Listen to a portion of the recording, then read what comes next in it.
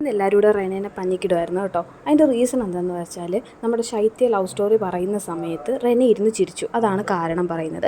അപ്പോൾ ഒനിയിലും നമ്മുടെ അബിയൊക്കെ കൂടെയിട്ട് കുറേ ചീത്ത വിളിക്കുകയാണ് റെനെ. റെനെ തിരിച്ചു അതുപോലെ പറയുന്നുണ്ട്. പക്ഷേ റെനെ എന്താണ് പറയാൻ ഉദ്ദേശിക്കുന്നതെന്ന് മനസ്സിലാക്കുന്നില്ല. അതിന് മുമ്പ് ഒനിയിലൊക്കെ ചീത്ത വിളിച്ച് നീ പൊടി പുല്ലേ എന്നൊക്കെ പറഞ്ഞ് വിളിച്ച് കുറേ എന്തൊക്കെയോ ചീത്ത വിളിക്കുന്നുണ്ട് കേട്ടോ.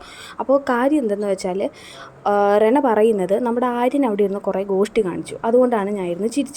അപ്പോൾ സരിക പറയുന്നുണ്ട് ആര്യൻ അവിടെ ഇരുന്ന് എന്തൊക്കെയോ ഗോഷ്ടി കാണിക്കുന്നു, ചിരിക്കുകയൊക്കെ ചെയ്യുന്നു. അപ്പോൾ സരിക അവൻ അവിടെ നിന്ന് മാറ്റിയിരുത്തി എന്താ നീ ഇങ്ങനെ ചിരിക്കുന്നതെന്ന് ചോദിച്ചു. പറഞ്ഞു ഇല്ല ചേച്ചി ചിരിക്കുമല്ല, എനിക്ക് വേദന കൊണ്ടിട്ടാണ്. സരിക പറയുന്നുണ്ട് എനിക്ക് അവൻ ചിരിക്കുന്നതായിട്ടാണ് തോന്നുന്നത്, വേദന കൊണ്ട് അങ്ങനെ കാര്യമായിട്ട് തോന്നുന്നില്ല, എന്നാൽ വേദന ഉണ്ടായിരിക്കാം, പക്ഷേ എനിക്ക് കൂടുതലും ചിരിക്കുന്നതായിട്ടാണ് തോന്നിയെന്ന് പറഞ്ഞു. അപ്പോൾ റെനയും ഇത് തന്നെയാണ് പറയുന്നത്. പക്ഷേ ആരും അത് മനസ്സിലാക്കുന്നില്ല. ഷാനവാസ് പറയുന്നുണ്ട് അവളൊരു 19 വയസ്സുള്ള കുട്ടിയല്ലേ, അപ്പോൾ അവൾക്ക് അങ്ങനെയൊക്കെ ഗോഷ്ടിയൊക്കെ കാണിക്കണം കാണുമ്പോൾ ചിരി വരുമായിരിക്കും. അതുകൊണ്ടായിരിക്കും നമ്മളത് വിട്ടുകള, വെറുതെ എന്തിനാ ആവശ്യമില്ലാതൊരു പ്രശ്നം ഉണ്ടാക്കുന്നതെന്ന് പറയുന്നുണ്ട്. പക്ഷെ ആരും ഇത് കേൾക്കുന്നില്ല. എന്നിരുന്നാലും ആരും ഇത് ആര്യനോട് പോയി ചോദിക്കുന്ന പോലുമില്ല കേട്ടോ. ആര്യനത് ടാസ്ക് കഴിഞ്ഞപ്പോൾ ഉടനെ തന്നെ വയ്യാന്ന് പറഞ്ഞ് കയറി കിടക്കുകയാണ് ചെയ്തത്.